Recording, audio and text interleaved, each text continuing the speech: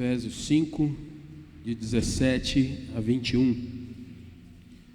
Texto para nossa meditação, instrução, mas também transformação da nossa caminhada a cada momento pela palavra do Senhor. A palavra do Senhor nos diz assim: por esta razão não vos torneis insensatos, mas procurai compreender qual a vontade do Senhor.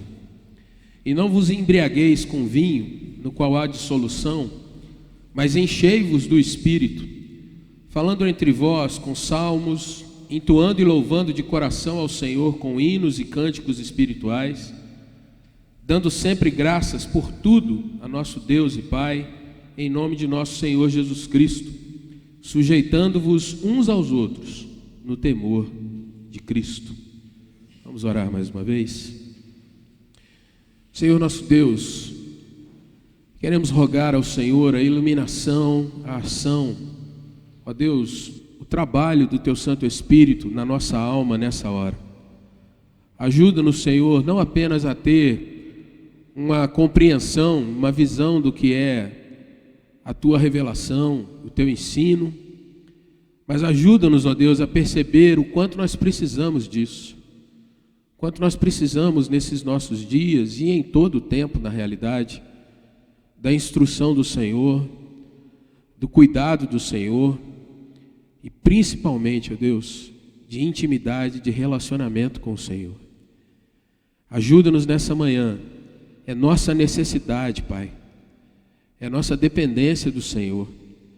Mas obrigado porque o Senhor é gracioso e tem agido apesar de nós muitas vezes. E eu te peço, Deus, que nessa manhã o Senhor de fato convoque o nosso coração para estar na Tua presença. E, ó Pai, que o Senhor nos faça andar debaixo da Tua unção e da Tua graça. Oramos em nome de Jesus, Senhor e Salvador nosso. Amém, Pai. Queridos irmãos, uma situação muito comum na nossa vida é nos depararmos com determinados fatos e ouvir a seguinte alegação: eu estava sob efeito de medicamentos, ou sob efeito de entorpecentes, ou ainda, eu ouvi vozes e fiz o que eu fiz. Crimes cometidos, atropelamentos, brigas violentas, e aí geralmente se ouve a alegação de que estava sob efeito de bebida, sob efeito de uma droga psicotrópica. Às vezes, irmãos, promessas que não são cumpridas, e dentro de casa se ouve aquela alegação: eu estava bêbado, não me lembro de nada, nem do que eu falei, nem do que eu prometi. Para nós aqui dentro, talvez seja uma frase um tanto quanto distante, mas quando nós vivemos em meios onde pessoas não conhecem o Senhor como Salvador, muito comum ouvir isso. Não lembro nem do que eu comi ontem, que dirá do que eu prometi, daquilo que nós acordamos. Perdi um compromisso. Rapaz, eu tomei um comprimido e apaguei. Perdi a hora, perdi a prova, perdi aquele momento especial para estar com alguém que eu amo ou exercendo alguma função. Às vezes, irmãos, situações que a gente observa, por exemplo, alguém quebra uma vidraça, ou entra numa briga de turma, de grupos. Não sei se você já vivenciou isso, mas eu me lembro bem da minha época de colégio, ginásio, secundário, ensino médio para hoje aí para a turma. Estudava num colégio que tinha uma rixa com outra escola, e vira e mexe a turma saía: olha, vai ter jogo em tal lugar. Então alguns iam para julgar, outros iam para fazer a torcida. E às vezes, irmãos, quebra-se alguma coisa, entra numa briga, e aí a gente ouve aquela alegação: eu estava no meio da turma, e aquela pressão, aquele falatório, aquilo me levou a agir, e quando eu percebi já tinha acontecido, já tinha feito. Irmãos, são situações comuns que nós observamos aqui e acolá, mas que vão apontar para uma verificação, uma situação e um denominador que nós vamos chegando quando observamos isso. O ser humano, por força de algo que é mais forte que a sua capacidade de assimilação, ele pode ser agente de situações às quais ele não seria, ele pode fazer coisas que ele não faria se ele não estivesse sob efeito, sob pressão, sob esses agentes, sejam químicos, sociológicos e até espirituais. Quando nós observamos pessoas que agem de alguma forma e ela diz: eu ouvi uma voz na minha cabeça e acabei agindo desse jeito. Mas a pergunta é: será que nós percebemos, irmãos, que na nossa vida cristã isso também acontece?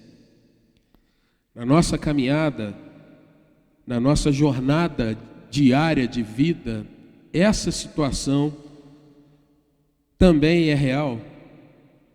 Nem sempre nós observamos que só podemos passar por determinadas situações, desafios, provas, lutas que nós enfrentamos, quando nós estamos também sob efeito de algo que é externo a nós, que não vem de nós mesmos, mas que tem que agir sobre nós e que vão nos levar, irmãos, a produzir então resultados, expressar palavras e agir, irmãos, de um jeito que a gente não agiria se a gente estivesse no nosso estado dito normal, por assim dizer. O apóstolo Paulo, irmãos, foi um grande mestre no ensino, nas sagradas letras e também no trato em facilitar a compreensão do evangelho e na aplicação diária junto aos seus discípulos.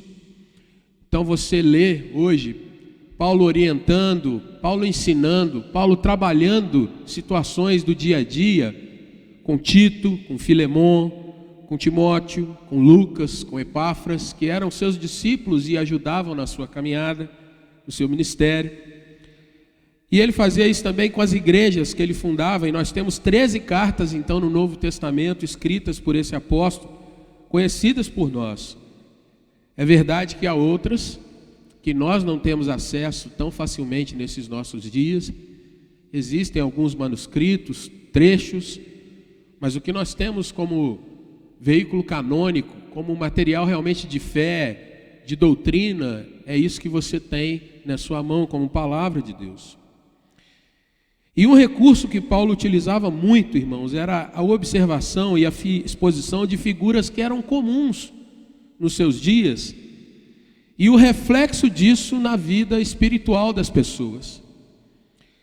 Às vezes ele fazia um paralelo, por exemplo, você já deve ter ouvido sermões, já deve ter lido textos de Paulo falando sobre atleta, como se comporta, como ele age, e aí ele faz uma alusão à sua vida espiritual, como se você estivesse lidando realmente com uma questão de estabelecer saúde, força dentro da matriz de fé que você vai desenvolvendo.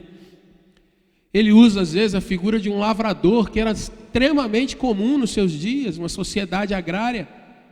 E quando ele falava nesse sentido, as pessoas tinham plena visão do que ele estava ensinando, e aí ele aplicava a figura do plantio, da espera, da colheita à vida espiritual das pessoas. Ele usa também, irmãos, modelos de contrastes para trabalhar com os seus leitores ou ouvintes. Por exemplo, quando havia paixão, havia torcida, havia, irmãos, aquela tietagem, e Paulo faz um contraste com isso, mostrando que as pessoas não deveriam ser assim. Ele usa exatamente o que o povo fazia. Ah, eu sou de Paulo, eu sou de Pedro, eu sou de Apolo, tietes daqueles dias. E aí Paulo vai usar essa figura, mostrando às vezes as predileções que as pessoas tinham, e vai usar também a questão, de novo, da agricultura. Presta atenção, um planta, um colhe, mas o fruto daquilo tudo, quem dá é um só, que é o dono da colheita, aquele que de fato tem o controle sobre todas as coisas. E assim, irmãos, Paulo vai ensinando, e aquele povo ia apreendendo, absorvendo os ensinamentos e andando na sua caminhada de vida e de fé.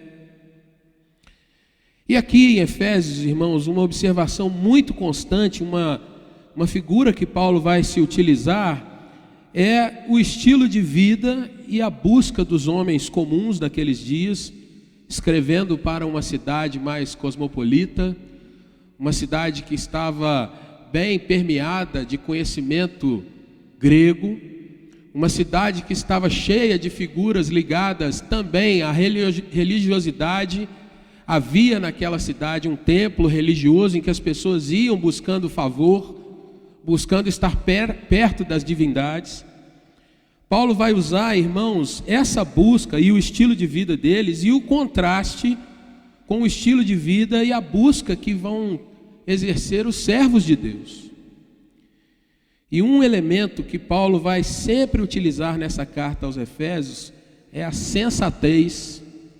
Sejamos sensatos em contraposição à insensatez, aquele que vive uma vida dissoluta, que não quer entender muito bem os seus dias, mas o negócio é ter prazer, se divertir e, usando uma expressão mais para os jovens, o negócio é tocar o tumulto e depois a gente vê o que dá. E Paulo utiliza, irmãos, também, além desse contraste, ele vai falar muito da questão de obter prazer sem reflexão, em contraste com o verdadeiro prazer, como está aí no versículo 17 que nós lemos nesse texto. Ele vai dizer assim: olha, por essa razão, ou seja, se você está entendendo o que eu tenho escrito até aqui, tudo que eu tenho falado nas minhas linhas até aqui, não se tornem insensatos, gente que não conhece seus dias, que não sabe ler o seu tempo.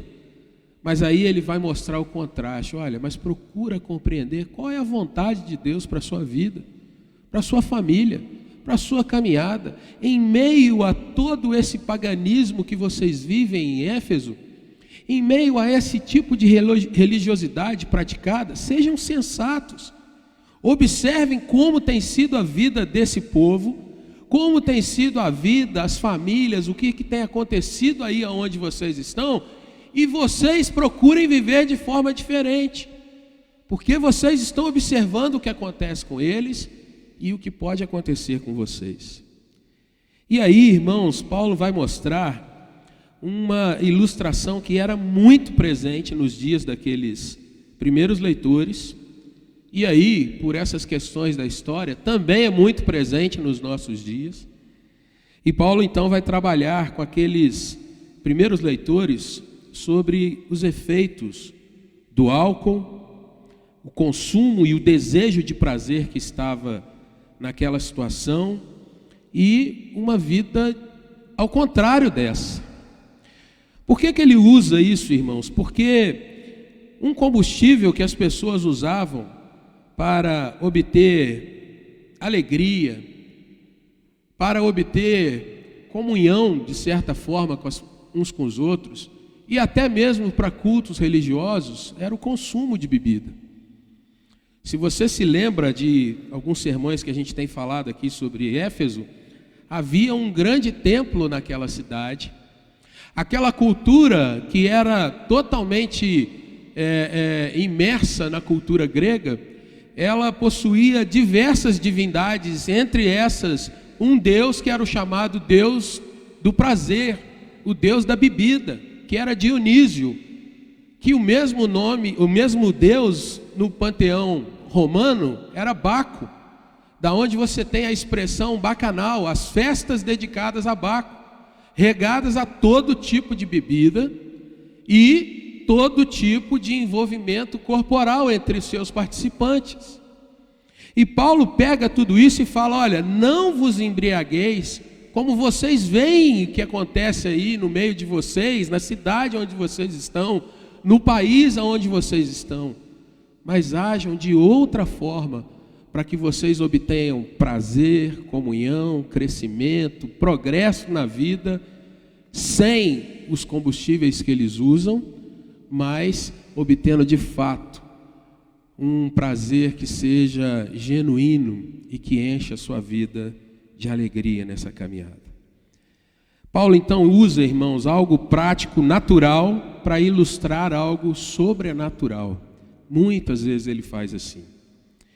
E diante disso, irmãos, dessa pequena exposição, eu gostaria de trazer uma pergunta para a nossa vida, nós que somos crentes, temos confessado Jesus. Não sei há quanto tempo você teve uma experiência genuína de se encontrar com Cristo. Não sei se você já passou por essa experiência de fato, mas o fato é que você precisa ter entendimento e passar por isso.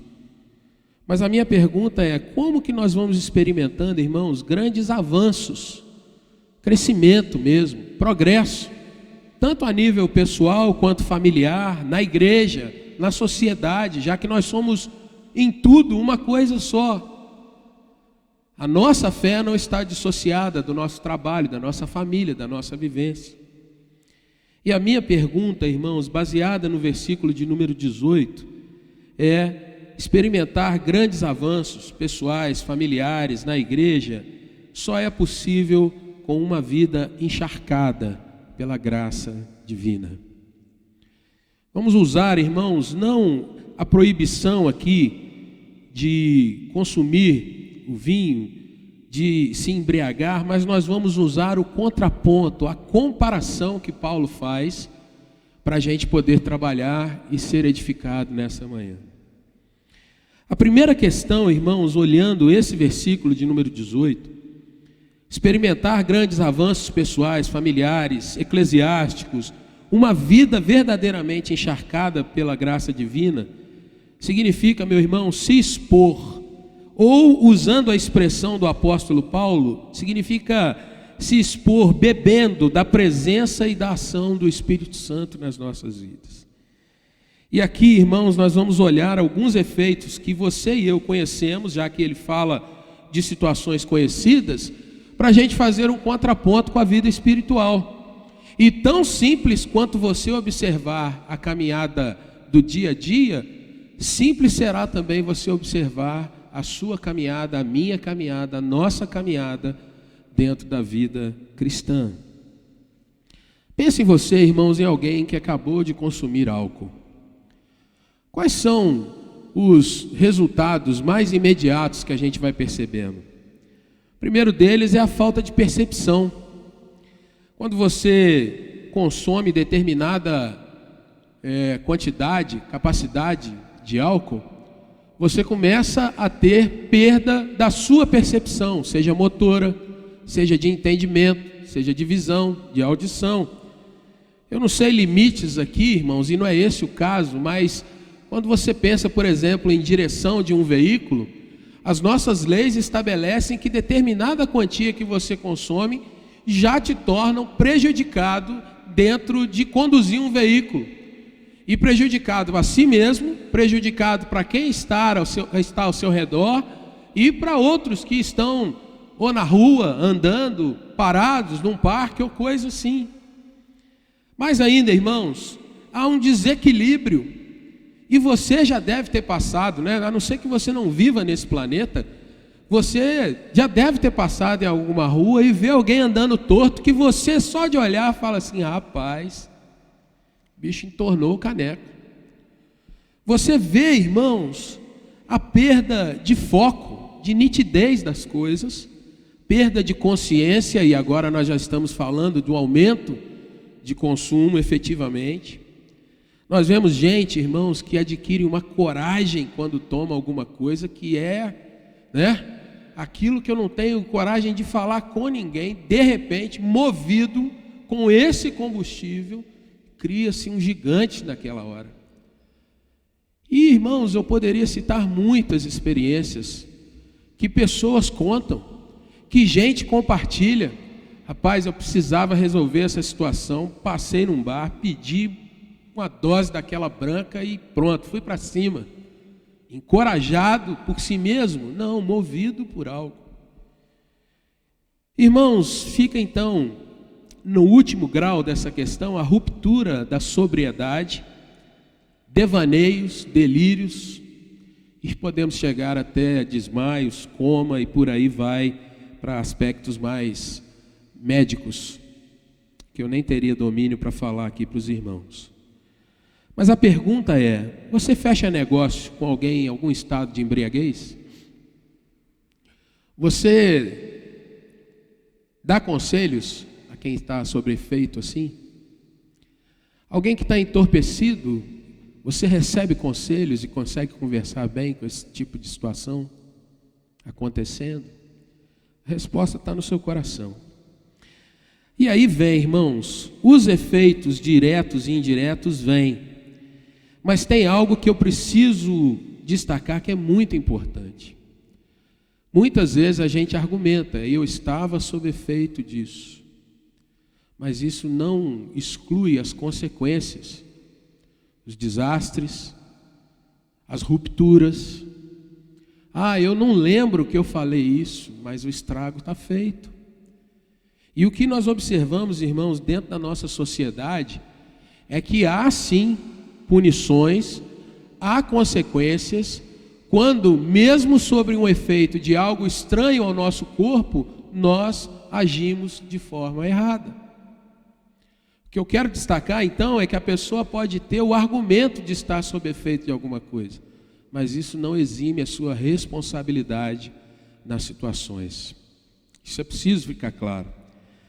Mas eu gostaria de fazer o contraponto usando o versículo, porque se Paulo diz assim, enchei-vos, ou no seu original, sejam cheios a cada dia, abastecidos, repletos do Espírito, e esse Espírito aqui, querido irmão, não é aquele Espírito no sentido de comportamento, de personalidade, mas é a pessoa do Espírito Santo, a terceira pessoa da Trindade, Deus como Deus é, o Criador, Deus como é o nosso Deus Salvador, Jesus Cristo, a pessoa prometida, o Consolador. Se nos enchemos desse Espírito, nós vamos então, irmãos, dentro do raciocínio que o apóstolo trabalha aqui, nós vamos ser capacitados a agir de uma forma que normalmente nós não agiríamos, sem a ação, sem a intervenção, sem realmente algo que está externo a nós, mas que toma a nossa vida. Nós não poderíamos fazer, por exemplo, essa questão, a percepção para certos perigos na nossa vida, certos tipos de linguagem que a gente começa a perceber, olha, isso não faz bem, conversar dessa forma não é bom, porque não faz com que a gente cresça, apenas estraga o nosso relacionamento. A questão, irmãos, de nós observarmos e aprendermos situações, olhar o comportamento de alguém e falar, puxa vida, como essa família se trata bem, eu preciso ir por esse caminho, porque cada dia eu vejo que o relacionamento deles é mais frutífero, é mais abençoado, eles se dão bem mesmo em tempos de crise, em tempos de dificuldades, eles se apoiam, eles se nutrem, eles andam juntos. Então eu tenho uma certa capacidade de observar, detectar e aprender aquilo para a minha vida. Queridos irmãos, se você faz um contraponto, quando nós não temos nenhum tipo de nitidez enquanto estamos sob efeitos do álcool, às vezes, irmãos, nós temos uma capacidade que a gente não sabe muito bem discernir, mas às vezes só de olhar para uma pessoa, você percebe, fulano não está bem, e eu preciso chegar até ele e conversar. Às vezes, a gente vê que não está bem, e a pessoa fala que não está bem, e a gente se pergunta, o que eu posso dizer nessa hora? O que eu posso fazer nessa hora? E aí, de repente, como se um estalo acontecesse, você é capacitado para dizer uma palavra e você fala assim, rapaz, de onde saiu isso? Não estava na minha memória, eu não estava preparado, mas eu de repente fui capacitado a falar um trecho da palavra de Deus, eu fui capacitado a colocar a minha mão sobre aquela pessoa, no ombro e abraçá-la, eu fui capacitado a dizer, olha, vamos orar por essa situação, e a gente ali naquela hora, naquele estalo, naquele rompante, a gente se curva e ora, e há choro, há um certo lavar da alma, do coração, há um novo ânimo para enfrentar e caminhar com as dificuldades. Mas vamos caminhar mais, irmãos, pela ação dessa graça do Espírito Santo, nós encontramos, irmãos, a capacidade para ler a própria vida e observar as notícias que vêm, e pensar e ter discernimento para falar, isso vai me levar a tal lugar, não é por esse caminho que eu vou. Esse tipo de ação vai me levar àquele ponto. E é lá que eu vou encontrar mais com aquilo que eu desejo. Então eu tenho que ganhar forças e caminhar para lá. Isso se chama, irmãos, discernimento. Quantas vezes oramos pedindo isso? Quantas vezes nós queremos conversar com determinadas pessoas porque nós julgamos, olha, fulano é sábio, fulano tem muito discernimento. E aí a gente às vezes é capaz de dizer assim, fulano ou fulana é usado por Deus nessas questões, vou procurá-lo. Mais ainda, irmãos, quantas vezes, movidos pelo Espírito de Deus, nós encontramos domínio diante das nossas inclinações naturais, aquela vontade de reagir diante de uma ofensa, aquele desejo de se vingar quando a gente é explorado, maltratado, quando a gente é passado para trás.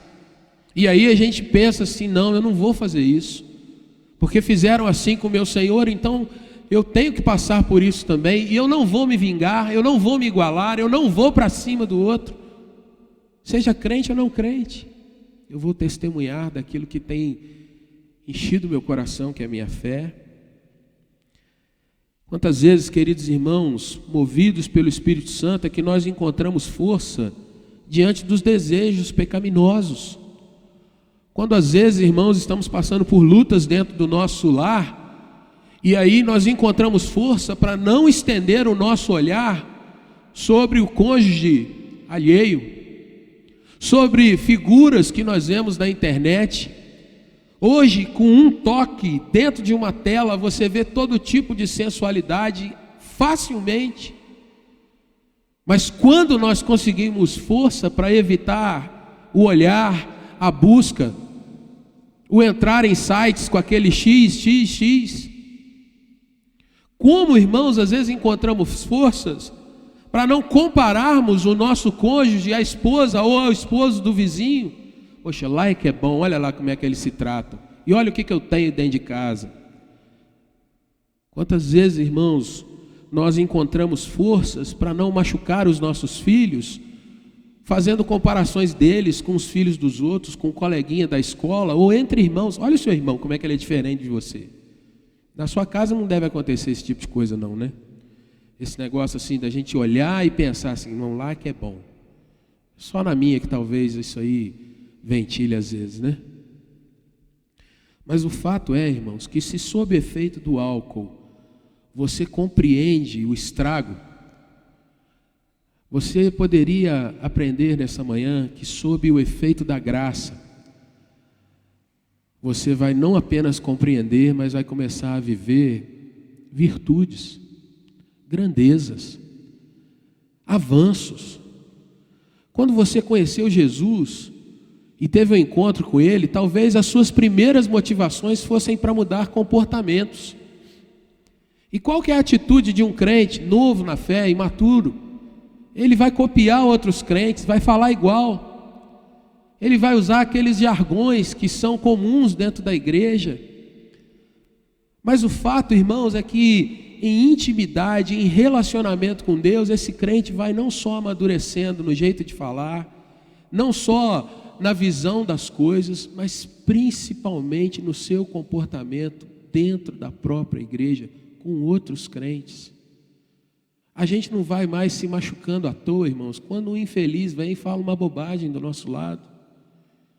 A gente não vai ficando dodói quando a gente percebe alguma coisa que não nos agrada, mas a gente vai conseguindo apenas se conter, pedir ao Senhor que nos dê graça, mas sabemos que temos uma missão e temos que avançar, e que tem coisa que a gente tem que parar e resolver, mas tem outras que não vale a pena a gente perder tempo, a gente precisa continuar, a gente precisa ir em frente, a gente precisa voltar porque amanhã é segunda-feira e a gente tem que trabalhar, a gente precisa avançar porque os nossos filhos precisam ser criados. Então você ganha foco, nitidez da sua vida, você ganha percepção das coisas, mas você ganha força para avançar. Mas perceba, querido irmão, que isso tem que vir sob o efeito dessa graça que é operosa, dessa graça, irmãos, que vem de Deus e que Paulo fala assim, olha, não cai nessa de se embriagar com vinho, porque nisso há apodrecimento, estrago. ou segundo a expressão que Calvino usa, lascívia. E então Calvino vai atribuir, irmãos, de fato, o efeito de uma embriaguez a comportamentos ditos de avanço quase que animal, como sexo mesmo. Eu preciso ter prazer, eu preciso me divertir. E traduzindo para os nossos dias, as pessoas dizem assim: eu preciso tomar uma, senão eu não aguento. E aí Paulo fala assim: o crente não faz assim. O crente, na realidade, ele se deixa encher pelo Espírito, ele se deixa ser usado e trabalhado pela graça. Ele está sob efeito não de algo que esse mundo está sob efeito, mas ele está cada dia buscando mais estar sob o efeito da bênção do Senhor. E aí, irmãos, a gente vai então ter uma expressão usada por Michael Horton, que é um grande teólogo, um grande pastor desses nossos dias, que ele chama de graça embriagante, que é aquela que te tira do seu efeito comum das coisas e torna você um pouco mais preparado, condicionado, trabalhado por Deus para ser um crente em meio a tantas loucuras que nós vemos. Há um outro nome, a chamada graça irresistível, mas é mais complicado às vezes falar assim do que citar algo que você conhece do dia a dia. E eu queria te chamar, irmãos, a atenção para você observar que quando a gente está avançando na vida, a gente vai se surpreendendo, porque é como se houvesse um líquido que vai entrando na nossa vida, e esse líquido então é a graça, é o agir do Espírito, é esse mover, usando agora o crentez que a gente conhece. Essa ação do Espírito sobre nós, irmãos, vai nos tornando cada dia mais distante das ações do homem natural, daquele que está cheio da sua natureza, que vem de origem pecaminosa, cheio de resistência, e vamos sendo então absorvidos com uma nova natureza que o Senhor vai trabalhando, vai colocando em nós e vai nos transformando em homem, até que venha o dia perfeito que nós nos encontraremos com Cristo. Você tem experimentado avanços na sua vida cristã, irmão, irmã? Se você fizer aí um pequeno exercício, que tal se lembrar aí, 2 anos atrás, ainda não havia pandemia, como é que estava a sua vida cristã? Há 5 anos atrás, talvez tenha sido o momento que você se encontrou com Cristo. De lá para cá, o que você tem observado que tem mudado? Homens, queridos irmãos aqui presentes, como tratamos nossa família, irmãos? Usando o próprio texto de Efésios, a partir do versículo 22, ele vai falar sobre relacionamento familiar. E aqui, queridos irmãos, homens, novamente identificando, nós temos sido mudados, sido conformados à imagem de Jesus, ou isso tem sido algo que nós ouvimos continuamente, mas ainda não sai daquilo que é o nosso andar anterior. Nos submetemos, irmãos, homens, em oração, nos ajoelhamos diante de Jesus, oramos por capacitação no nosso emprego, para que a gente não seja aquele competidor, aquele que quer, às vezes, à custa de ultrapassar, de diminuir o outro, de atropelar o outro, se assim for necessário, porque ele é meu concorrente. Será que ao invés disso nós nos tornamos cooperadores? Nos tornamos servos dessa sociedade, abençoando o nosso povo? Queridas irmãs, a pergunta pode ser da mesma forma para vocês, mas olhando a nossa vida, a sua vida, minha irmã, no seu coração, você tem percebido que o Senhor tem avançado de forma a te mudar, a te transformar, a talvez espelhar a ação de Maria, que mesmo com um perfume valioso nas suas mãos, ela abre mão daquilo ali para se jogar e jogar aos pés do Senhor Jesus, numa atitude de adoração, realmente de entrega. Como experimentar avanços pessoais, familiares e na igreja, queridos irmãos? Como vivenciar isso? E o texto continua então, mostrando que, sob a ação do Espírito, nós vamos ter potencializadores. E aí nós vamos entrar nos versículos seguintes. Às vezes você quer viver uma vida de saúde, né? Então o que você faz? Você começa a fechar a boca, você começa a se dominar, você começa a estabelecer uma dieta, você quer engordar, ganhar massa, você vai comer determinado tipo de coisa, você vai se alimentar de uma forma, em tais horários assim. Você deseja emagrecer, você vai fazer uma outra dieta, vai cortar determinadas questões, horários e tal. Mas há potencializadores no meio dessa situação. Você começa a praticar certos exercícios, você começa a ter disciplina com o seu sono, você começa a andar de uma forma que você está se policiando, mas você sabe o objetivo que você deseja conquistar. E aqui nesse caso, irmãos, Paulo vai dizer: olha, não vos embriagueis com vinho, no qual há dissolução, mas enchei-vos do Espírito. Por quê? Verso 17, para que você não seja insensato, mas para que você compreenda cada dia qual a vontade do Senhor para a sua vida. Então não caia no vício do mundo, no comportamento do mundo, na visão desse mundo, mas haja de forma que você seja alimentado e constantemente exposto à ação do Espírito na sua vida. E quais são os potencializadores que você vai encontrar nisso aí? Versículo 19, o primeiro deles. Querido irmão, aprendendo e exercitando aquilo que você fala. E quantas vezes, irmãos, nós falamos aquilo sem pensar, nós realmente expressamos sentimentos sem ter noção de quem está à nossa volta nos ouvindo. E nós, às vezes, irmãos, perdemos a grande oportunidade de ser bênção, porque abrimos a boca e de repente a gente diz: ah, falei sem pensar, agora já foi mesmo. Ou falei movido por isso, aquilo outro, mas agora o estrago está feito. Queridos irmãos, um homem comum fala sóbrio sobre o mundo que ele enxerga. Ele vê notícia, emite uma opinião. Ele olha os esportes, o seu clube do coração, ou aquele hobby que ele tanto gosta, e ele fala sobre aquilo, compartilha com pessoas, ele mostra os benefícios, às vezes os riscos, os custos. Ele fala sobre os seus sonhos, os planos que ele tem para a sua vida, mas fala também das suas frustrações. Ele compartilha as suas dificuldades. Agora veja comigo, com a base ainda lá no 18, o homem sob o álcool, afetado pela química, ele consegue expor com fidelidade a sua comunicação, irmãos? Será que ele vai encontrar eco nas suas palavras? Será que ele é ouvido pelos demais? Alguns dizem assim: olha, ele já está meio alterado, não precisa escutar nada não, larga para lá. O homem sob efeito da graça irresistível, irmãos, a graça embriagante, ele fala do mundo que ele enxerga, mas que ele enxerga sob as lentes do Espírito Santo. Ele vê as mesmas notícias que o homem comum vê. Ele vê as mesmas situações de vida que o homem comum vê. Ele pratica esportes e tem o seu time do coração, como o homem comum também tem. Ele tem alguns hobbies, como o homem comum também tem. Ele tem os seus planos, ele tem as suas frustrações, como o homem comum tem. Porém, sob a lente do Espírito, irmãos, ele vai entender que as notícias do dia a dia estão mostrando um mundo caído.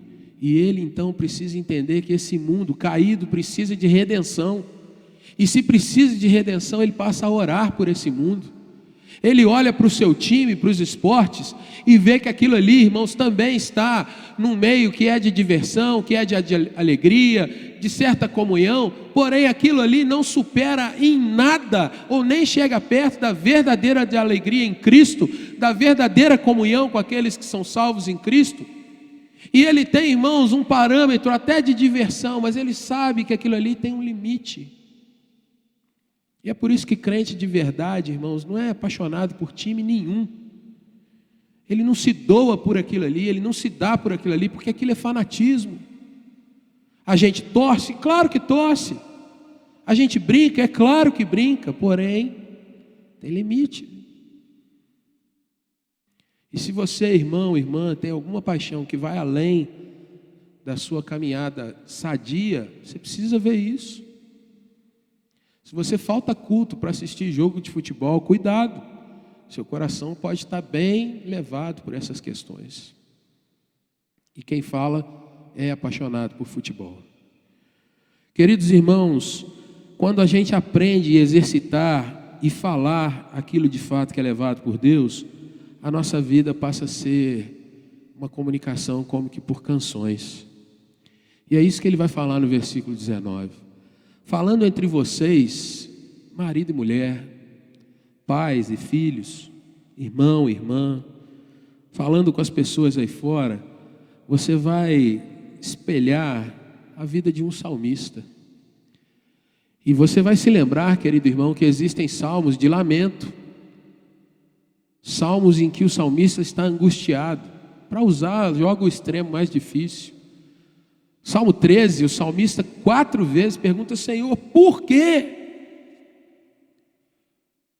E diante de crise, como nós vivenciamos, irmãos, o crente também pode colocar para as outras pessoas: por quê? Só que ele vai dizer para os outros: há um Deus que tem resposta. A vida, irmãos, de alguém que vai aprendendo a ser exercitado no falar, ela também vai espelhar o estilo de adoração e de louvor que estava no coração daqueles do Novo Testamento, quando Paulo diz assim: entoando, louvando de coração ao Senhor com hinos. E a expressão hino aqui é quase que uma transliteração. A palavra no grego é muito perto dessa que você tem no português. Você pode até confundir. E o hino eram odes, poemas, eram expressões que as pessoas escreviam e com esse tipo de exaltação usavam para falar das grandezas do universo, da própria terra, da vida em si, da beleza humana, da beleza de um lugar. E aqui Paulo está falando para a questão da canção que exaltava o Criador, o Senhor, aquele que é o nosso Deus e as benesses que Ele nos concede. E ele usa a última questão aí de cânticos espirituais, cânticos que fluem, irmãos, realmente de uma intimidade, de uma ligação entre servo e Senhor, adorador e adorado, entre aquele que louva e aquele que é louvado. E eu queria te perguntar, será que você já parou para pensar e levantar de manhã cedo, olhar para dentro da sua vida e se vê alguém que é tão cuidado por Deus que você sai de casa assoviando, agradecido, irmão, irmã, pela saúde que Deus tem te dado? Qual foi a última vez que você saiu daquela oração, quase que você repete todo dia, que você só agradece pela saúde? Mas eu queria te convidar, de repente, você parar na frente do espelho. E aqui, irmãos, vai um pouco da brincadeira, mas vai a seriedade também. Você parar na frente do espelho e falar: Senhor, como eu te louvo por eu ser do jeito que eu sou. Que olhos que o Senhor me deu. E aí você começa, irmãos, a ver que Deus, quando te fez de um jeito tão peculiar que não tem ninguém igual a você. Ninguém. Nem gêmeos são iguais. Nós temos aqui entre nós médicos, e eles podem falar melhor do que eu. Tem médico que é especialista em operar uma mão, porque ela não é igual a outra mão. Pensa num Deus que quando te fez, irmão, irmã, Ele fez você de um jeitinho tal que você é incopiável. Perdoe o neologismo. Você já agradeceu a Deus por isso? Obrigado, Senhor, pelo cabelo que o Senhor me deu. E me perdoe pelas chapinhas que eu muitas vezes fiz, querendo estragá-lo.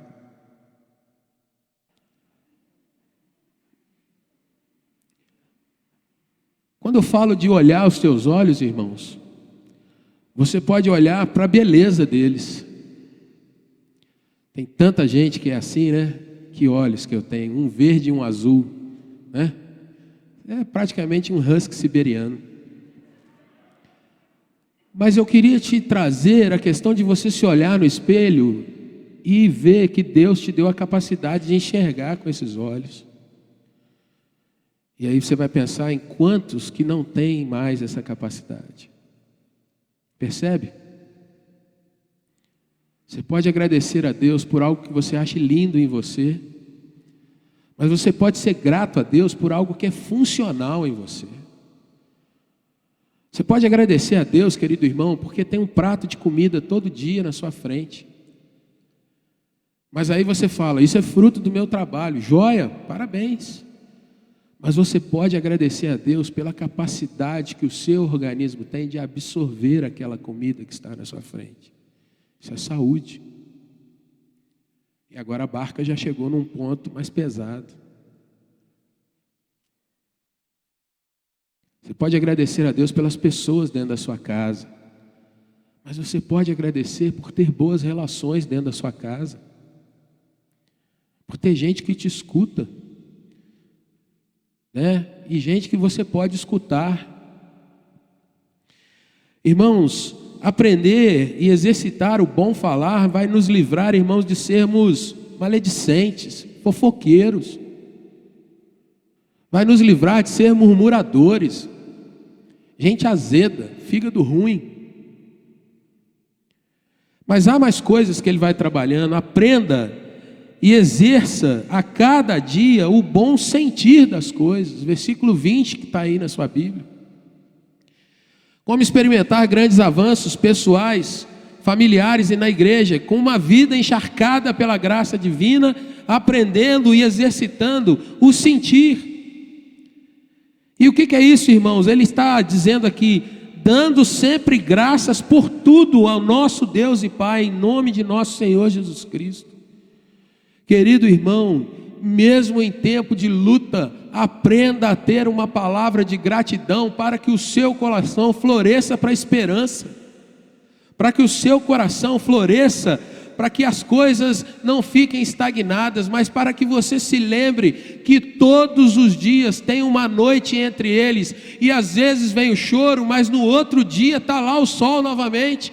No outro dia Deus está promovendo coisa nova. No outro dia o Senhor está te lembrando que não acabou, ainda tem muita coisa para acontecer. Quantas vezes, irmãos, fica parado a pessoa no mesmo chororô e não avança, não anda. Você encontra com a pessoa hoje, como é que está? Eu estou assim, assim, assim. Você encontra daqui a 2 meses, eu estou assim, assim, assim. Você encontra daqui a 1 ano, eu estou assim, assim, assim. Gente amargurada, gente que não vê nada, gente que não acorda, gente que não é grato. E aí eu te pergunto, tem avançado com Cristo? Tem andado? Tem progredido? E aí vem aquele festival de justificativas, de culpas. A culpa é de fulano, de Beltrano, a culpa é da estrutura, a culpa é do presidente ou da falta do presidente, a culpa é sempre dos outros.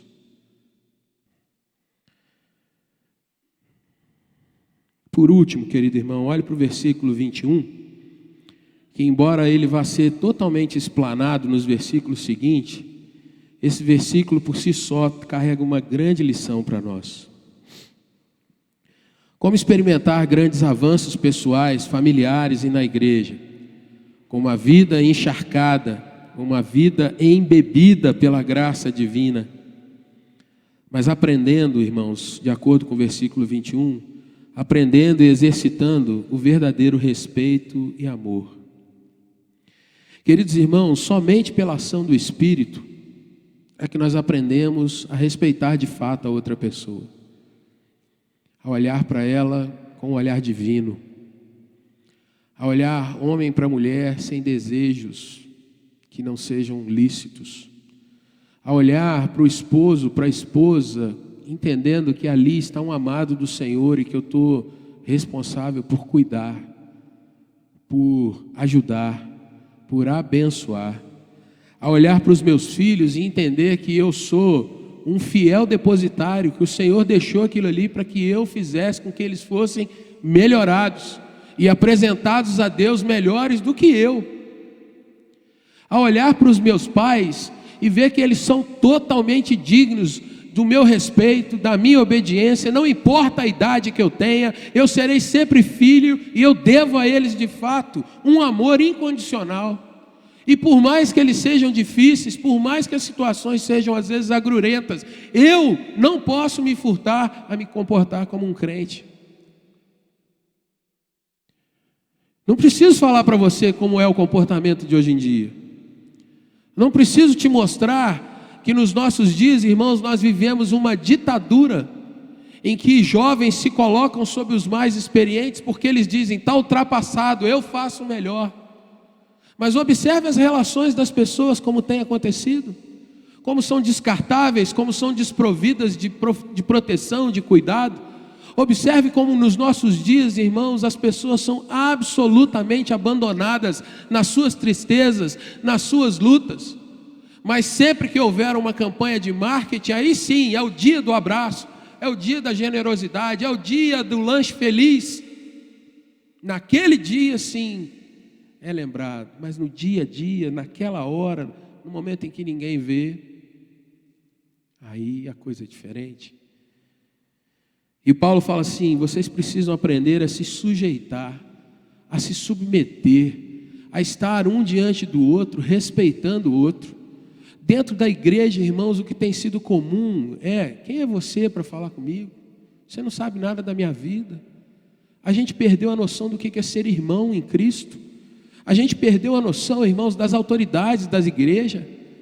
Nós desprezamos as pessoas que estão perto de nós, à nossa frente, ao lado, porque esse miserável comportamento cristão de individualidade, eu quero só a minha bênção, não importa quem está do meu lado. Isso não apenas entrou, irmãos, mas isso está cada vez mais trilhando seus galhos no meio do povo cristão.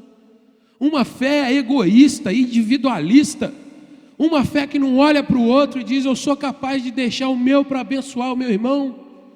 Uma fé, irmãos, que não é missionária, que não importa se tem gente lá do outro lado do mundo pregando o evangelho, mas o que importa é se eu, nesse mês, vou resolver o meu problema. Quando Jesus falou assim: vocês vão receber poder do Espírito para serem minhas testemunhas. Vocês não vão receber poder do Espírito para se tornarem cantores famosos, para se tornarem gente de destaque apenas para serem ovacionados. Vocês vão receber poder para serem crentes e poderem se sujeitar uns aos outros. Poder dizer para uma irmã mais velha: está te incomodando, irmã? Então aqui nós vamos parar. Isso aqui tem te feito sofrer, meu irmão? Então me ajuda, vamos tentar mudar isso. Você está passando por lutas, irmãos? Não tenho muito não, mas eu vou compartilhar com você. Vamos partilhar uma cesta. Eu vou te dar uma oferta. Irmãos, isso vai demonstrar que quando a gente está sob o efeito das perspectivas humanas, ou dentro dessa própria visão sobre a ação de alguma coisa que nos tira do padrão, as relações que nós vivemos normalmente, irmãos, são predatórias. Há o predador que quer sempre tirar vantagem das coisas. Há o famoso: o que eu ganho com isso? Se eu fizer tal coisa, se eu estiver em tal lugar, se eu for fazer isso. Irmãos, olha para o mundo. O nosso mundo só é mantido pela força, seja da lei, seja de policiais, seja de milicianos, seja pela força física, onde a gente imprime no outro: me respeita. Seja, meu irmão, pelo dinheiro que produz uma obediência e serviço com fins de recompensa. Eu tenho que fazer assim, senão eu não recebo no fim do mês. Mas quando vai ao padrão da graça, as relações, irmãos, se tornam redimidas. Elas são elevadas ao patamar da bênção. E o crente sob o Espírito, ele serve, mesmo às vezes sendo prejudicado, ele se vê como alguém que está honrando o seu Senhor. Porque ele se lembra que Jesus não olhou o prejuízo que ele teria, mas Jesus foi até a cruz. Quando nós, segundo Paulo escrevendo aos Efésios, capítulo 2, versículo 1, quando nós éramos ainda pecadores, Ele nos deu vida, estando nós mortos nos nossos delitos e pecados. Diante dessas questões, irmãos, eu preciso te perguntar: como é que você tem observado a sua vida? Talvez, diante dessas palavras, algumas mais duras, desafiadoras, e eu reconheço isso, talvez você se veja como alguém que precisa de um empurrão, precisa de um gás novo, você precisa de uma experiência realmente que te faça progredir mais na sua fé. Às vezes, irmãos, a nossa vida no culto a Deus, ela já está tão enfadonha porque a gente não tem avançado, que a gente precisa fazer um check-up de fato. A gente precisa se analisar. E o parâmetro é esse. O que você fala normalmente? Como é que está a sua vida de gratidão? Isso inclui culto. Como é que está o seu relacionamento? Você olhando para as pessoas aqui dentro da igreja, esse é o parâmetro. Você conhece essas pessoas? Pastor, ninguém foi me visitar, me ver. E você foi? Ninguém me procurou. Qual foi a última que você procurou? Que você saiu do lugar? Então, querido irmão, como você enxerga a sua vida? Eu queria te convidar a orar nesse momento, se você precisa de um respiro, de uma fuga. Usando a expressão aqui que Paulo começou essa conversa, talvez você precise de um gole de graça. Talvez você precise de uma pílula que seja do Espírito. Talvez você precise de fato de um toque especial de Deus na sua caminhada, para te animar, para te fortalecer, para te dizer: vamos, em nome de Jesus. Talvez você nunca tenha experimentado nada disso. E aí a pergunta que faço é: você tem conhecido Jesus de fato? Ou você tem sido apenas um frequentador de igreja que não sabe nada mais do que aquilo que você ouve aqui no domingo? Porque você não tem nem a coragem de pegar a Bíblia durante a semana. Momento nenhum, nem na lembrança.